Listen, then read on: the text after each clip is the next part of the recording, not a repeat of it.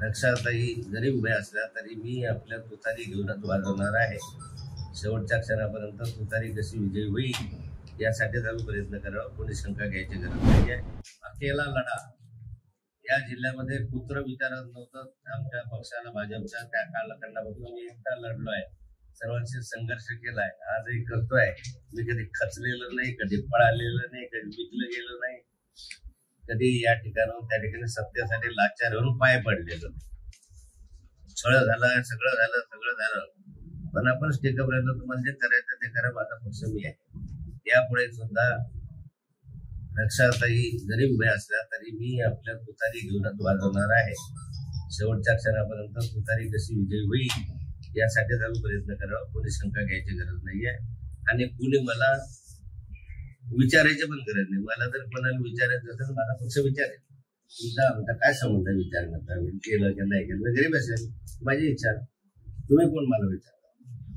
मला शरद पवार साहेब विचार करा, मला काही दिसता नाही तुम्ही ते विचारते. हे कोण विचारणार आहे? दुसऱ्याच्या बायकोवर माझी उठाठेव का करावी?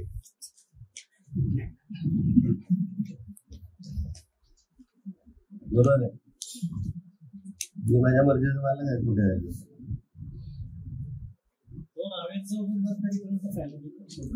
रावेरच्या उमेदवाराच्या संदर्भामध्ये माननीय शरद पवार साहेबांनी 2-3 बैठका घेतल्या. कालही बैठक घेतल्या, तर संध्याकाळी पण एक बैठक पार पडली.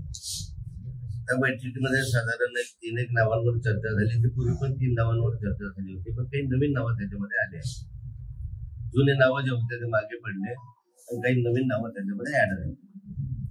पण आता ही निश्चित आहे की जी काही लढाई होईल ते लुटपुटेचे बनणारे हे जे आहे त्यांच्या कवळीत मारणारे असेल.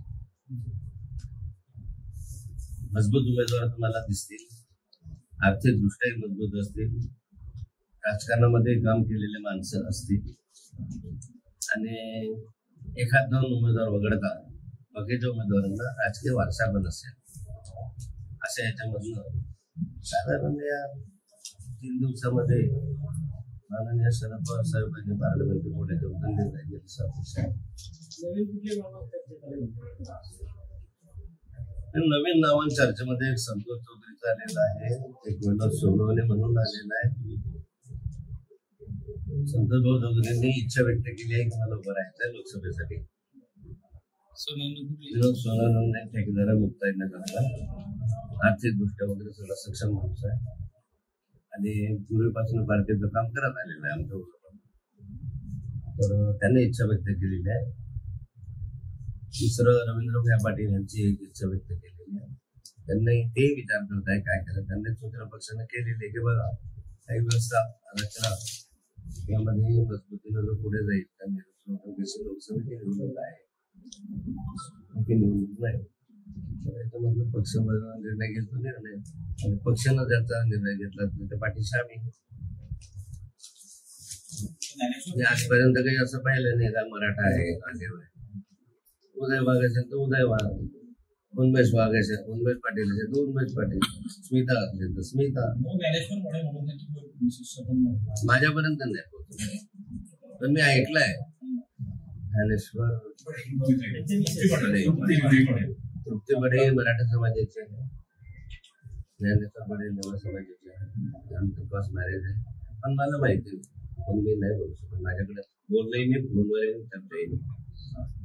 वरून ऐकतोय किंवा पक्षाकडून नाही तसं मला सांगण्यात आलेलं.